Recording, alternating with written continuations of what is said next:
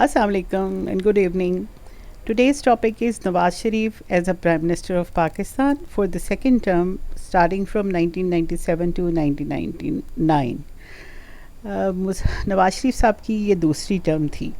और पहली टर्म में हमने पहले डिस्कस कर लिया था कि उनकी गवर्नमेंट को डिसमिस कर दिया गया था, फिर कोर्ट ने उन्हें रिस्टोर कर दिया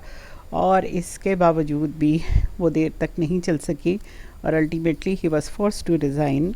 और उसके बाद फिर नए इलेक्शन हुए जिसमें पीपल्स पार्टी की गवर्नमेंट आ गई. ये वाली जो गवर्नमेंट है नवाज शरीफ की सेकंड टाइम जो उनका टेन्योर है ये बहुत ज़्यादा मुख्तलिफ है पहले दौर से. इसमें Nawaz Sharif emerge as all powerful civilian prime minister जो कि ट्रांजिशन पीरियड के तकरीबन एंड में है. जो ज़ियाउल हक के मार्शल लॉ के बाद गवर्नमेंट्स आई उसमें ये सबसे मजबूत गवर्नमेंट थी. आइए इसकी तफसील पे गौर करते हैं. इलेक्शंस हुए और 1997 में और पहली दफ़ा एक गवर्नमेंट 2/3 मेजॉरिटी जीत गई जिसकी नंबर ऑफ़ रीज़न्स थी. पहली दफ़ा तीनों जो पार्लियामेंट्स बनी थी वो सारी हंग पार्लियामेंट थी, यानी उसमें किसी भी पार्टी को क्लियर कट मेजॉरिटी हासिल नहीं थी और जो लार्जेस्ट सिंगल पार्टी इमर्ज हुई थी उसने कोलिजन गवर्नमेंट बनाई थी. लेकिन ये अनप्रेसिडेंटली फोर्थ गवर्नमेंट जो ज़ियाउल हक के मरने के बाद बनी थी वो ऐसी थी जिसमें गवर्नमेंट को 2/3 मेजॉरिटी मिल गई और पार्लियामेंट पे उनका पूरा होल्ड था. और इसमें उस वक्त के प्रेसिडेंट फ़ारूक अहमद ख़ान लगारी का बहुत ज़्यादा दखल था, जिन्होंने इलेक्शन से पहले जब उन्होंने बेनज़ीर साहिबा की हुकूमत को डिसमिस किया तो उसके बाद उन्होंने नवाज शरीफ साहब के साथ हाथ मिला लिया और उनको पूरा सपोर्ट किया और गवर्नमेंट की पूरी मशीनरी को इस्तेमाल करके और अपने सिविल सर्विसेज के कोलीग्स को इस्तेमाल करते हुए उन्होंने इस तरह से प्लेसमेंट की मशीनरी की जो नवाज शरीफ साहब के फेवर में गई और वो 2/3 मेजॉरिटी जीत गए. इसमें एक और रीज़न भी है. वो रीज़न ये है कि पहले वाले दोनों जो अदवार थे बेनज़ीर का और नवाज शरीफ का उसमें आर्मी चीफ्स बड़े एक्टिव थे और क्योंकि अभी अभी मिलिट्री डिसंगेज हुई थी और ज़ियाउल हक साहब के मरने के बाद उन्होंने कॉन्टीन्यूटी ऑफ डेमोक्रेसी का फ़ैसला किया था तो इसलिए वो काफ़ी असर्टिव भी थे और गवर्नमेंट के ऊपर बड़े वॉचफुल भी थे. लेकिन इसके बाद के जो दो अदवार थे उसमें जो उनका दूसरा बेनज़ीर का दूसरा और नवाज शरीफ का दूसरा वो ऐसे दौर थे जिसमें आर्मी चीफ़ पॉलिटिक्स से तकरीबन डिसंगेज हो गए थे और जो ख़ास तौर पे नवाज शरीफ के दौर में तो आर्मी चीफ़ बिल्कुल डिसंगेज रहना चाहते थे और वो अपना वज़न किसी के खाते में नहीं डालना चाहते थे और वो चाहते थे कि सिविलियन गवर्नमेंट खुद ही अपना काम चलाएं, प्रेसिडेंट प्राइम मिनिस्टर और जुडिशरी अपने मामलात को खुद हल करे और उन्होंने दखल नहीं दिया unless they were called in for a role. तो इस लिहाज से ये दौर ज़रा मुख्तलिफ था. अब जो सबसे बड़े फसाद की जड़ थी जिसकी वजह से पहली दूसरी और तीसरी गवर्नमेंट 1990s में गई वो थी 58-2 भी. और अब क्योंकि नवाज शरीफ के पास 2/3 मेजॉरिटी आ गई थी तो उनके लिए ये मुमकिन था कि वो कॉन्स्टिट्यूशनल अमेंडमेंट कर सकें. जो 13 कॉन्स्टिट्यूशनल अमेंडमेंट है उसने इसको 58-2 भी को ख़त्म कर दिया. लेकिन एक जो अलार्मिंग और अफसोस की बात ये थी कि अमेंडमेंट तो वैसे भी की जा सकती थी नॉर्मल हालात में क्योंकि उनके पास दोनों ऐवानों में यानी कि सेनेट में और नेशनल असम्बली में 2/3 मेजॉरिटी मौजूद थी और उनको कोई नहीं रोक सकता था कॉन्स्टिट्यूशनल अमेंडमेंट से. लेकिन कॉन्स्टिट्यूशनल अमेंडमेंट बहुत हेस्ट में की गई और सारे रूल को मुअत्तल करके चंद मिनट्स में फर्स्ट सेकंड थर्ड रीडिंग करके तो कॉन्स्टिट्यूशनल अमेंडमेंट हो गई. इससे सिविलियन गवर्नमेंट की इनसिक्योरिटी का पता चलता है कि अगरचे उन्हें 2/3 मेजॉरिटी हासिल थी लेकिन उन्हें यह एतमाद नहीं था कि अगर ये 13 कॉन्स्टिट्यूशनल अमेंडमेंट की ख़बर बाहर चली गई और थोड़ा सा टाइम इसमें लग गया तो शायद हमारे इदारे इसको मटीरियलाइज़ होने से रोक देंगे. वरना तो और कोई वजह नहीं थी जब उनके पास पार्लियामेंट में 2/3 मेजॉरिटी मौजूद थी. लेकिन 58-2 भी जब तक थी اس کو کوئی بھی استعمال کر سکتا تھا، پریزیڈنٹ آف پاکستان استعمال کر سکتے تھے، اور کیونکہ فاروق احمد خان لغاری ایک دفعہ استعمال کر چکے تھے اس کو پیپلز پارٹی کی گورنمنٹ کے خلاف، تو ابھی دوبارہ بھی استعمال کر سکتے تھے. تو ان ہیسٹ فوراً کانسٹیٹیوشنل امینڈمنٹ کی گئی اور اس کو پھر پریزیڈنٹ سے سائن کرا کے امپلیمنٹ کر دیا گیا. اور اس طرح سے جو ایک لمبا پیریڈ ہے انسرٹنٹی کا پاکستان میں اور فریجائل ڈیموکریسیز کا، وہ ختم ہو گیا. اگرچہ ختم نہیں ہوا، وہ ایک نئی ذیل کے ساتھ واپس آ گیا، لیکن فار دا ٹائم بینگ ہم کہہ سکتے ہیں کہ 1997 میں اس کا خاتمہ باقاعدہ کانسٹیٹیوشنل امینڈمنٹ کے ذریعے کر دیا گیا کہ پریزیڈنٹ سے وہ پاور ہی لے لی گئیں جس کی وجہ سے وہ کسی بھی الیکٹڈ گورنمنٹ کو اور نیشنل اسمبلی کو ڈیزالو کر سکتا تھا، اور اسی پاور کو گورنرز استعمال کر کے پروونشل اسمبلیز کو ڈیزالو کر سکتے تھے. تو اس کانسٹیٹیوشنل امینڈمنٹ کے ذریعے گورنرز کی وہ پاور بھی واپس لے لی گئیں جو آرٹیکل 112 2B کے تحت انہیں حاصل تھی کہ وہ پروونشل اسمبلی کو ڈیزالو کر سکتے تھے. اسی طرح پریزیڈنٹ کی پاورز جو گورنر اپوائنٹ کرنے کے لیے تھیں ان کو بھی واٹر ڈاؤن کر دیا گیا، اور یہ والی جو اپوائنٹمنٹس تھیں وہ پرائم منسٹر کی ایڈوائس پہ صرف بنائی جا سکتی تھیں، کی جا سکتی تھیں. اب اس میں فرق ہے نا کہ پریزیڈنٹ کی ایڈوائس اور پریزیڈنٹ سے کنسلٹیشن، پرائم منسٹر کی ایڈوائس اور پرائم منسٹر سے کنسلٹیشن. پرائم منسٹر کی ایڈوائس کا مطلب ہے کہ وہ that was binding on president of Pakistan, اور جو پرائم منسٹر کہتا تھا اس کو وہی اپوائنٹمنٹ کرنی پڑتی تھی. یہ پوزیشن تھی اوریجنل 1973 کے کانسٹیٹیوشن میں،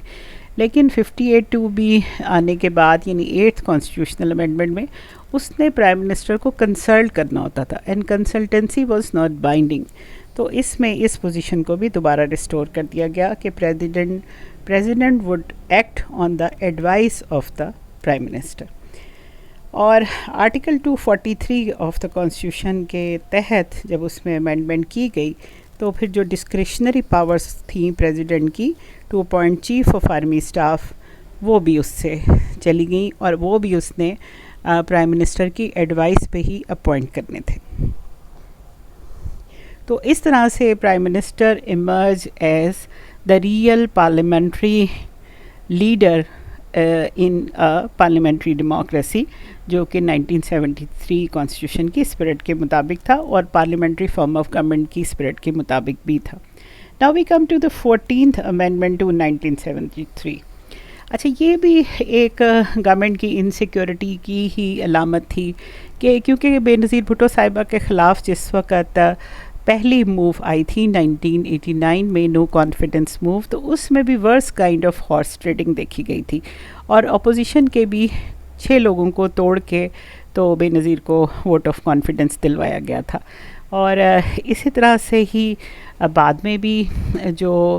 اپوزیشن تھی وہ بھی پلے کرتی رہی، اور کولیشن گورنمنٹ بڑی فریجائل رہی. تو اس کو ختم کرنے کے لیے نواز شریف صاحب یہ چاہتے تھے کہ وہ ہارس ٹریڈنگ کو ہمیشہ کے لیے ختم کر دیں. تو انہوں نے فلور کراسنگ کی اور ڈیفیکشن کلاز جو ہے وہ کانسٹیٹیوشن میں داخل کرنے کے لیے 14th امینڈمنٹ کرائی. اگین یہ بھی بہت ہیسٹ میں کرائی گئی، سارے رولز کو ریلیکس کر دیے گئے اور اس کو اس کو امینڈمنٹ کو کرا دیا. اس کی مثال کے طور پہ یہ صابر شاہ کی گورنمنٹ جو NWFP میں 1994 میں شیرپاؤ صاحب نے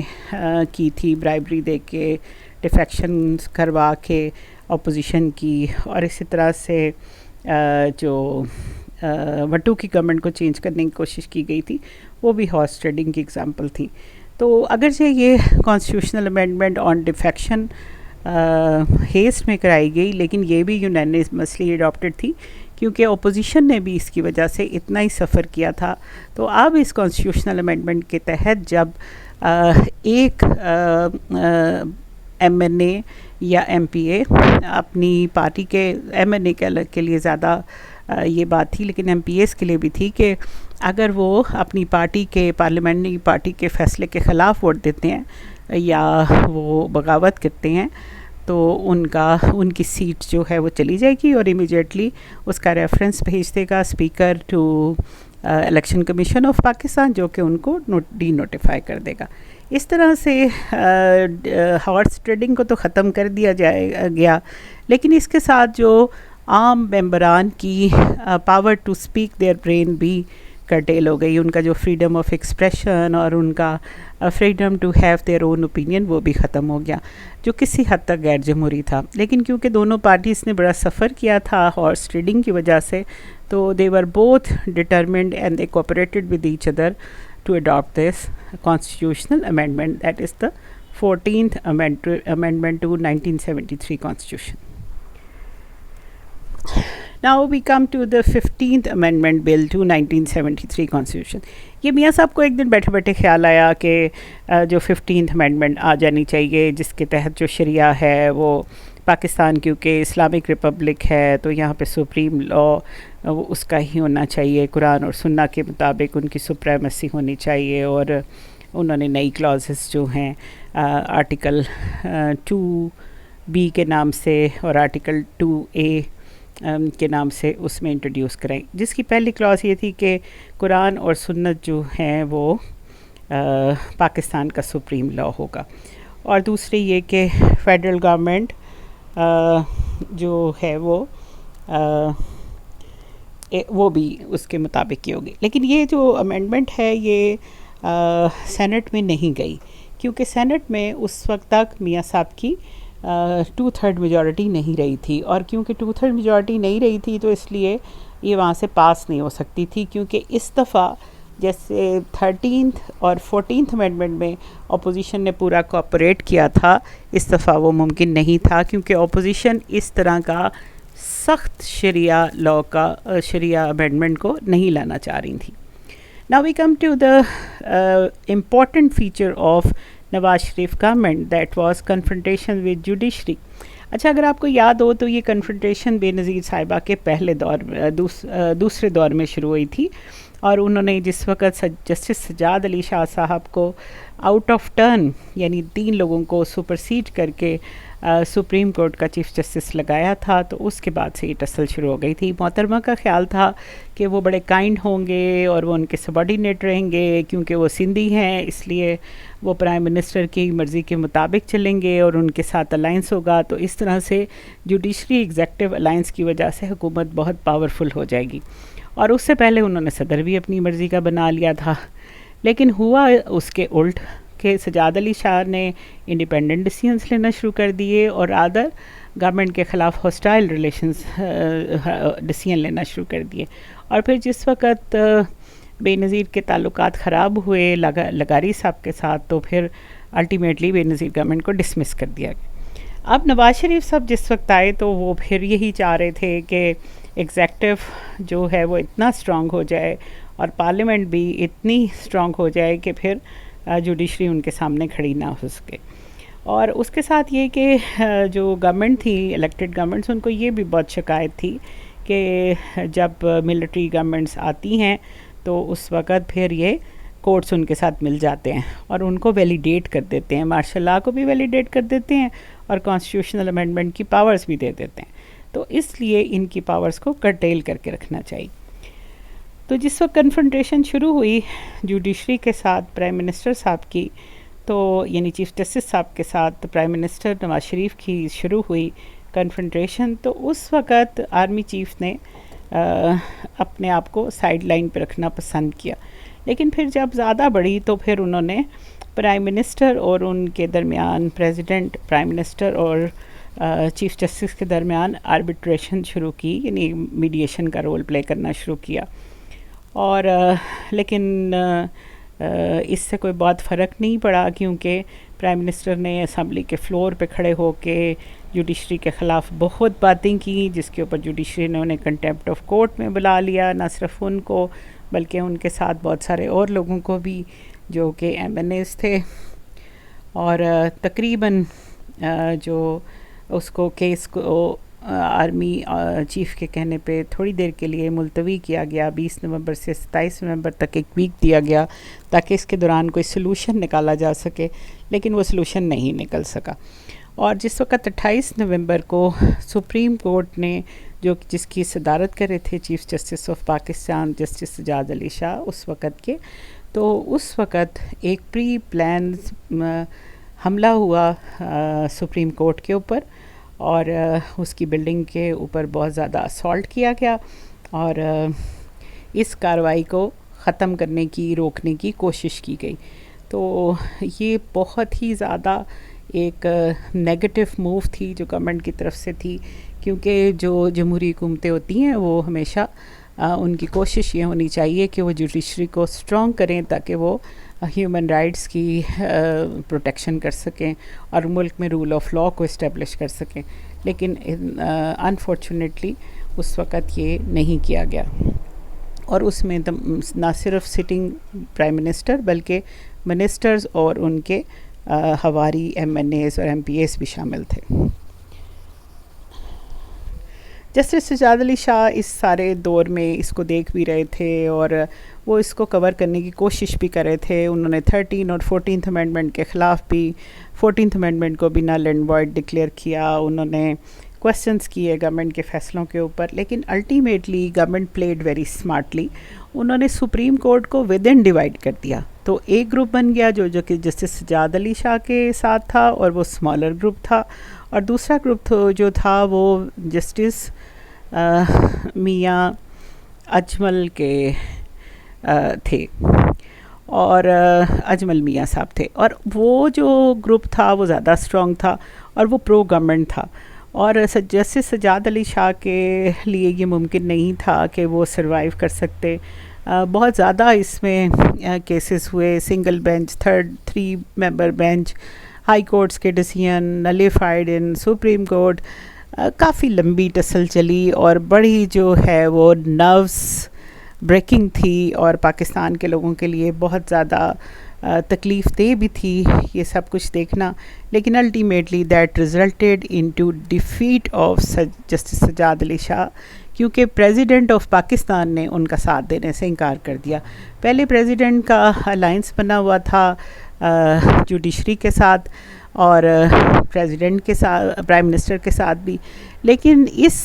موضوع پہ جس وقت چیف جسٹس نے سیکیورٹی کے لیے لکھا کہ آرمی چیف کو کہا جائے کہ ان کی سیکیورٹی کا بندوبست کریں، پریزیڈنٹ آف پاکستان کو لکھا، تو پریزیڈنٹ آف پاکستان نے بجائے کہ چیف آف آرمی اسٹاف کو وہ فارورڈ کرتے اور انہیں کہتے کہ سپریم کورٹ کو سیکیورٹی پرووائڈ کی جائے against storming of supreme court, انہوں نے یہ اپلیکیشن پرائم منسٹر کو فارورڈ کر دی۔ اب انفیکٹ تو ان کو سیکیورٹی پرائم منسٹر اور ان کے پارلیمنٹیرین کے اگینسٹ ہی چاہیے تھی نا، یا ان کے پارٹی ممبرس کے اگینسٹ چاہیے تھی، تو جب انہی کو فارورڈ کر دی تو انہوں نے اٹھا کے اس کو ایک سائڈ پہ رکھ دیا، یعنی they did not provide any security to supreme court and chief justice, تو پھر چیف جسٹس کے پاس کوئی آپشن نہیں تھی کہ وہ ریزائن کر دیتے۔ تو اس طرح سے جسٹس سجاد علی شاہ کا دور ختم ہو گیا، اور جسٹس اجمل میاں بہرحال چیف جسٹس آف پاکستان بن گئے۔ لیکن یہ نہیں ہوا کہ انہوں نے contempt of court case case ختم کر دیا، جب حالات نارمل ہوئے تھوڑے سے تو انہوں نے دوبارہ کنٹیمپٹ آف کورٹ کا کیس اٹھایا، اور جو اس میں شامل M N As M P As تھے اس میں سے کچھ کو ایکوٹ کر دیا اور کچھ کو سزائیں دے دی۔ اب ہم آتے ہیں اکاؤنٹیبلٹی لاز کی طرف۔ احتساب بل جو ہے وہ 1996 میں پاس کیا گیا تھا، اور اس کا مقصد یہ تھا کہ جو پبلک آفیسز میں لوگ ہیں ان کی اکاؤنٹیبلٹی کی جائے۔ نواز شریف نے اس کو ریپلیس کر دیا 1997 کے احتساب ایکٹ سے۔ بہت زیادہ چینجز نہیں ہوئی ہیں، لیکن کچھ چیزیں تھیں جو اس کے اسکوپ میں پہلے شامل تھیں وہ نکال دی گئیں۔ پہلے والا جو آرڈیننس تھا اس میں جو دائرہ کار تھا اس کا وہ 17 گریڈ کے آفیسر سے شروع ہوتا تھا، لیکن یہ جو اب بعد میں آیا اس میں پھر 20 گریڈ کے افسروں سے شروع کیا گیا، اور اس نے جو ہے وہ پرووائڈ کیا کہ فیڈرل گورنمنٹ انویسٹیگیشن کرے گی۔ جو احتساب بل تھا اس کے مطابق فیڈرل گورنمنٹ ایک احتساب سیل بنائے گی، اور احتساب سیل یعنی کہ فیڈرل گورنمنٹ احتساب سیل کے ذریعے انویسٹیگیشن کرے گی، انکوائری کرے گی، اور اس کے بعد اس کو پیش کر دیا جائے گا احتساب کمشنر کے سامنے۔ اور یہ جو ساری رسپانسبلٹیز ہیں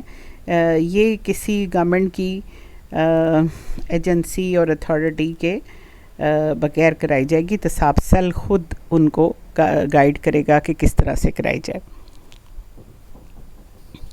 تو کافی کمپلیکیشن تھی اس میں، اور الٹیمیٹلی جو اس کا رزلٹ تھا وہ کوئی اتنا آسان نہیں تھا. اور احتساب جو پہلے کہا گیا کہ اس کی کٹ آف ڈیٹ جو ہے وہ 1990 سے ہوگی، لیکن جس وقت اس کا ریکارڈ لایا گیا اور ریکارڈ کو سیکیور کیا گیا،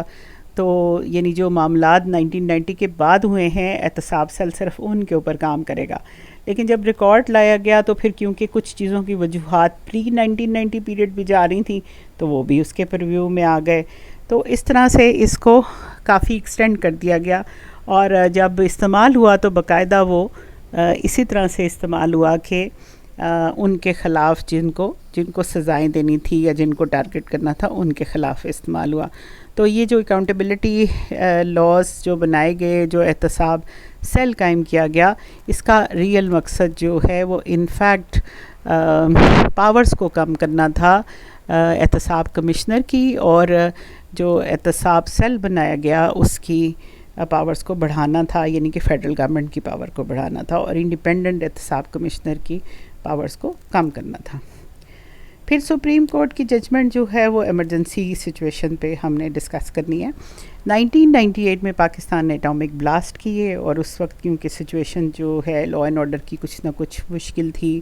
پھر گورنمنٹ کے پاس ایک دم ساری دنیا نے اس کے اوپر سینکشنز لگا دیں، تو پھر پیسے بھی ختم ہو گئے، فارن ایکسچینج بھی ختم ہونے لگ گیا. تو گورنمنٹ نے کچھ جو ہے وہ ایکشنز ایسے لیے جو ہیسٹ میں تھے، یعنی کہ فارن کرنسی اکاؤنٹ سیز کر دیے، فروزن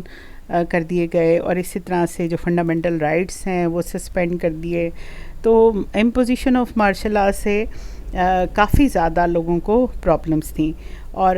کئی لیڈرز جو اس وقت، جس میں فاروق احمد خان لغاری، عمران خان اور منظور بھٹو صاحب تھے، وہ ڈائریکٹ کورٹ میں چلے گئے، اور کورٹ نے ان تمام پٹیشنز کو پھر سننے کا فیصلہ کر لیا. تو یہ بھی حکومت کے لیے بڑی الارمنگ بات تھی. سپریم کورٹ نے ایکسیپٹ کر لی یہ پٹیشنز، اور 7 ججز کا بینچ بھی بنا دیا، اور الٹیمیٹلی جسٹس اجمل میاں صاحب نے یونینیمسلی ڈیسائیڈ کیا کہ یہ مینٹینیبل ہیں اور اس کے اوپر کارروائی ہونی چاہیے، یعنی کہ ایمرجنسی کو ختم کرنے کے لیے کارروائی ہونی چاہیے. نیکسٹ جو پوائنٹ ہے وہ ہے، اس کا امپورٹنٹ فیچر ہے نواز شریف کے دور کا، دوسرے دور کا، وہ ہے پریزیڈنٹ اور پرائم منسٹر کے درمیان tussle that ended into resignation of president لغاری. پریزیڈنٹ لغاری نے بے نظیر بھٹو کی گورنمنٹ کو ڈسمس کی، تو انہوں نے سوچا کہ وہ نواز شریف کو مضبوط کریں گے، اور اس کے لیے انہوں نے اس کو مضبوط کیا، اور جب 2/3 میجورٹی لے گئے تو پھر لغاری صاحب کو احساس ہوا کہ یہ تو بہت سخت گڑبڑ ہو گئی ہے، یعنی کہ وہ گورنمنٹ اتنی پاورفل ہو گئی ہے کہ وہ آرام سے ان کی پاورز کرٹیل کر سکتی ہے. لیکن اس وقت تک، جب تک انہیں یہ خیال آیا، اس وقت تک دیر ہو چکی تھی، اور نواز شریف جو ہیں وہ آتے ہی انہوں نے، جس طرح ہم نے پہلے ڈسکس کیا کہ انتہائی ہیسٹ میں 13 امینڈمنٹ پاس کر دی. تو جب وہ آئے تھے فاروق احمد خان لغاری، تو ان کو مسٹر کلین سمجھا جاتا تھا. وہ پیپلز پارٹی کے بہت رسپیکٹڈ لیڈر تھے، one of the top leaders میں سے تھے، اور بے نظیر کے رائٹ ہینڈ تھے. لیکن اس کے بعد ان کی کچھ باتیں ایکسپوز ہونے لگ گئیں. میران بینک سکینڈل آ گیا، ان کے بیٹوں پہ الزام لگنے لگ گئے کہ وہ گاڑیاں اسمگل کرتے ہیں اور اپنے باپ کی پوزیشن کا فائدہ اٹھاتے ہیں. تو مسٹر لغاری کے لیے اس کو مینیج کرنا، مینٹین کرنا بہت مشکل ہو گیا. پھر انہوں نے جب بے نظیر گورنمنٹ کی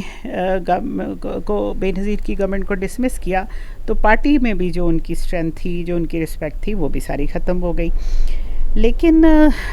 جب ہیوج مینڈیٹ نواز شریف کو ملا، تو نواز شریف کو یہ احساس تھا کہ یہ وہی آدمی ہے جس نے اپنی محسن کو برطرف کر دیا تھا. تو انہوں نے پھر جو ان کی پاورز کرٹیل کرنے کی کوشش کرنا شروع کر دی. ایک تو 13 امینڈمنٹ کے ذریعے کی، اس کے علاوہ بھی ان کو امبیرس کرنا شروع کر دیا. جب جسٹس سجاد علی شاہ کی مدد کرنے سے انکار کر دیا پریزیڈنٹ لغاری نے، تو آرم فورسز نے بھی اس وقت ان کے پیچھے سے ہاتھ ہٹا لیا، اور آرمی چیف جو پہلے آربیٹریشن کر رہے تھے، ان کے درمیان میڈیشن کر رہے تھے، انہوں نے بھی اپنے آپ کو ڈسٹینس کر لیا. اب سجاد علی شاہ کے جانے کے بعد پریزیڈنٹ لغاری اکیلے رہ گئے، اور نواز شریف کو فیس کرنا ان کے لیے ممکن نہیں رہا. تو پہلے تو انہوں نے کافی کوشش کی کہ وہ سروائیو کر لیں اس سچویشن میں، لیکن he was compelled to resign, اور وہ فردر کانفلکٹ میں جانے کے بجائے انہوں نے اپنے آپ کو اس ڈسگریس سے بچانے کے لیے کہ نواز شریف ان کی امپیچمنٹ کر سکتے تھے کیونکہ ان کے پاس 2/3 میجورٹی تھی، تو ریزائن کر دیا، اور ان کی جگہ جو سینٹ کے اس وقت کے چیئرمین تھے وہ تھے وسیم سجاد صاحب، وہ پھر ایکٹنگ پریزیڈنٹ آف پاکستان بن گئے۔ اب ہم اسیسمنٹ کی طرف آتے ہیں نواز شریف گورنمنٹ کی، تو ان کی پرفارمنس جو سمجھی جا رہی تھی کہ وہ اکنامک ارینا میں بہت اچھے ہوں گے، because he was businessman, establish businessman having lot of experience in industry and trade, تو وہ شاید وہ بہت اچھا کریں گے۔ پولیٹیکل ارینا میں ہی از ویری اسمارٹ، اور وہ پنجاب میں انہوں نے بڑی دیر حکومت کی تھی، ان کا بڑا تجربہ تھا، اور اب فیڈرل میں بھی ایک ٹرم لے چکے تھے، تو جو ان سے ایکسپیکٹیشنس تھی وہ بہت زیادہ تھیں، اور دس ٹائم جب ان کے پاس 2/3 میجورٹی بھی آ گئی تھی تو یہ تھا کہ اب ان کی گورنمنٹ ایک اسٹیبل گورنمنٹ ہوگی اور وہ بہت اچھے طریقے سے کام کرے گی، اور ان کے لیے وہ ایک اچھا سسٹم دیں گے اور اکانومی کو اچھے لیول پہ لے کے جائیں گے جس میں سب لوگوں کا فائدہ ہوگا۔ یہ ساری ہوپس ساری کی ساری پوری نہیں ہو سکی، تو ون بائی ون ڈسکس کر لیتے ہیں کہ سیکنڈ ٹرم میں ان کی پرفارمنس ڈس اپوائنٹنگ تھی۔ ایک تو یہ کہ گورنمنٹ پولیٹیکل جو الائنس بنانے میں فیل ہو گئی، جن کے ساتھ ان کا پولیٹیکل الائنس تھا ANP سے، ان سے بھی انہوں نے اپنے آپ کو ڈسٹینس کر لیا، اور MQM کے ساتھ جو ان کا الائنس بنا وہ بھی ان سے جو ہے ایلینیٹ ہو گئے۔ اختر مینگل جو BNM کے تھے، چیف منسٹر آف بلوچستان سے، وہ بھی ان سے ان کی ٹربل شروع ہو گئیں، تو اس سے یہ پتہ چلا کہ پولیٹیکل الائنس بنانے کی جو کیپیسٹی ہے وہ نواز شریف کی یا PMLN کی نہیں تھی، اور اس کی وجہ ہم سمجھ سکتے ہیں جو پیپلز پارٹی کے دور کا بھی ایک خاصہ ہے اور جو نواز شریف کا بھی، وہ ان کے اتھارٹیرین بیہیویئر تھے جس کی وجہ سے ان کے الائز ان کے ساتھ نہیں چل پاتے تھے۔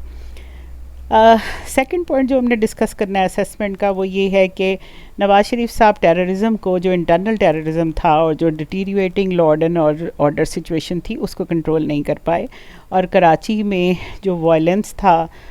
وہ بہت زیادہ بڑھ گیا اور 100 آف پیپلز ور کلڈ، اور اس کو کنٹرول کرنے کے لیے جو آرمز فورسز کو بلایا گیا اور ان کو جس طرح سے آزادی دے دی گئی ان سے ڈیل کرنے کی، تو اس کی وجہ سے ایکسٹرا جوڈیشل کلنگز بہت زیادہ ہوئیں، اور کراچی میں اس کے علاوہ پنجاب میں بھی سیکٹیرین وائلنس، مرڈر، ڈیکارٹیز وغیرہ بہت زیادہ بڑھ گئیں، اور اس سے پھر جب انہوں نے اینٹی ٹیررسٹ کوڈ بنائے اس کو ڈیل کرنے کے لیے، تو پھر سپریم کورٹ ان سے ناراض ہو گیا کہ اینٹی ٹیررسٹ کوڈ کے بجائے جو ایگزسٹنگ کورٹس ہیں ان کو اسٹرانگ کرنا چاہیے تھا، لیکن اینٹی ٹیررسٹ کوڈ بھی جو اسپیڈی ٹرائل کے لیے بنائے گئے تھے وہ بھی اس پہ کوئی خاص چیک نہیں کر سکے جو رائزنگ ویو آف ٹیررزم تھی inside the country. Nawaz Sharif government نے فیڈریشن کو بہت زیادہ نقصان پہنچایا۔ انہوں نے پہلے بھی یہ کیا کہ سینٹرل پروونس رائیولری شروع کر دی، اور پنجاب کو یہ بتانا شروع کر دیا کہ پنجاب کے بغیر گورنمنٹ نہیں چل سکتی، اور بے نظیر کی دونوں گورنمنٹ کے دوران، پہلی گورنمنٹ کے درمیان بہت زیادہ اور دوسری گورنمنٹ کے درمیان تھوڑا کم، لیکن یہ سلسلہ جاری رہا کہ سینٹرل پروونس رائیولری رہی، اور اس سے دوسرے صوبوں کو جو خاص طور پہ چھوٹے صوبے تھے انہوں نے ان کو انسیکیور کر دیا، اور انہوں نے اپنے اندر ایلینیشن محسوس کرنا شروع کر دی کہ جو کانسٹیٹیوشنل پوزیشن ہے اس کے بجائے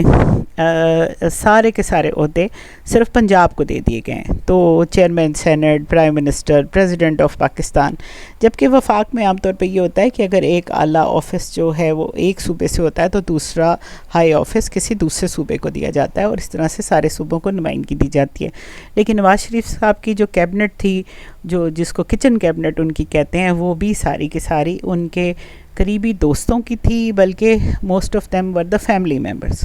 تو اس سے بھی جو ان کا ایک انٹروورڈ گورنمنٹ سٹائل تھا وہ ایکسپوز ہوا، اور ان کی کیپیسٹی وفاق کو کیسے ساتھ لے کے چلنا ہے وہ کمپرومائز ہو گئی۔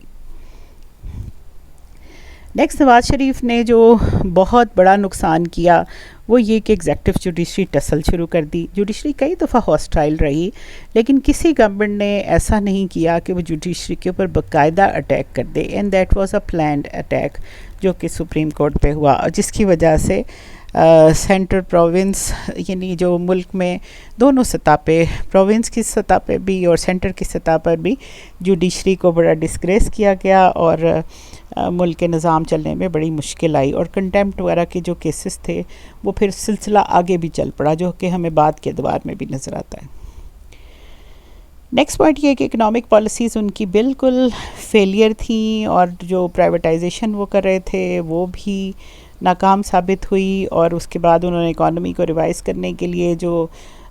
بے نظیر گورنمنٹ کے ڈیزاسٹرس سالوں کے بعد لوگوں نے امید لگائی ہوئی تھی کہ he will be a better manager of economy, وہ بھی سب جو ہے وہ